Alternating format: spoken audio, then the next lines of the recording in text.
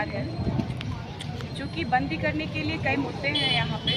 सबसे पहला मुद्दा है कि हमारा जो धर्म स्थल है सिरम टोली फ्लाईओवर जो वहाँ पे बना है, एकदम मुख्य द्वार पे बना है, तो कई हजार लोग जो धर्मावलंबी लोग नाचते देखते अपने पूर्वजों को याद करने के लिए, पूजा अर्चना करने के लिए अपने धर्मस्थल पहुँचते हैं। तो वहीं फ्लाईओवर का बनना वहाँ पे बहुत ही दुर्भाग्य का विषय है। फ्लाईओवर बनना बहुत अच्छी बात है, लेकिन फ्लाईओवर उतारा गया है दरवाजे पे, जिससे कि हम लोग बहुत दुखी हैं। हमने सोचा था कि आदिवासी बहुल क्षेत्र है और आदिवासी बेटा अगर मुख्यमंत्री बनता है तो आदिवासी की संस्कृति, सभ्यता, आदिवासी का धर्मस्थल, आदिवासियों के बच्चों का फ्यूचर को बचाएंगे। लेकिन ये सरकार जो है आदिवासी विरोधी सरकार है। क्योंकि आज जो भी युवक यहाँ पे बेरोजगार है, ये हेमंत सोरेन जी का देन है। आज युवक पढ़ रहे हैं, लिख रहे हैं, कंपटीशन का एग्जाम दे रहे हैं, लेकिन नौकरियां बेची जा रही है यूपी के लोगों को, राजस्थान के लोगों को, बिहार के लोगों को।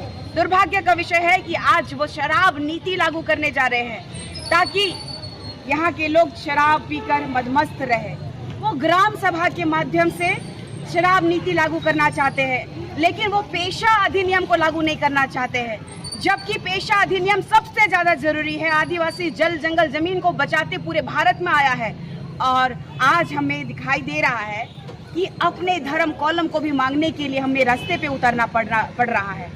आपको मैं बताना चाहती हूँ कि 1961 के जनगणना में यही कांग्रेस की सरकार थी केंद्र में, जो कि हमारे आदिवासियों का धर्म को, कोड को हटा दिया था। और आज ये किस मुंह से सरना कोड मांग रहे हैं? आज उन लोगों के पास में सरना कोड मांगने का जो ढोंग रच रहे हैं, उनसे मैं पूछना चाहती हूँ कि 1961 के जनगणना के बाद आदिवासी कॉलम को हटा करके ये विदेशी धर्म का कॉलम, ईसाई धर्म का कॉलम उन्होंने क्यों दिया?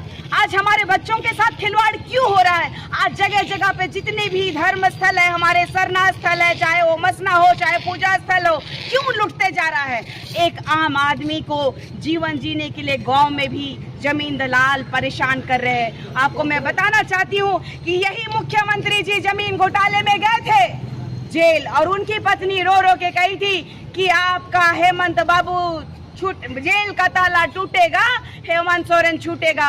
ये विधवा विलाप उन्होंने किया था और ये भोले भाले आदिवासी अपना पूरा समर्थन रोड पे दिखाए और उन्होंने कहा था कि जेल का ताला टूटेगा, हेमंत सोरेन छूटेगा। लेकिन ये हेमंत सोरेन आदिवासी विरोधी काम लगातार कर रहे हैं। आदिवासियों के नाम पे सिर्फ वो धर्म परिवर्तन करने वालों की सुन रहे हैं। यहाँ धर्मांतरण रोकने की बहुत ही ज्यादा जरूरत है, क्योंकि हमारे आदिवासियों का जल जंगल जमीन को लगातार धर्मांतरित करके बेचने का काम कर रहे हैं। आपने देखा होगा कि 2 दिन पहले, 3 दिन पहले रांची में एक बच्ची के साथ बलात्कार होता है। वो गुमला की आदिवासी बेटी थी, आज भी आरोपी फरार है। आपने देखा होगा कि बोकारो जिला में एक आदिवासी का रेप करने वाले का गांव वालों ने सिंदरा कर दिया। और यही वर्तमान सरकार के मंत्री, स्वास्थ्य मंत्री इरफान अंसारी जी ने अपने जातिवाद का कुंडी मारते हुए वो चले गए मृतक के परिवार को नौकरी बांटने के लिए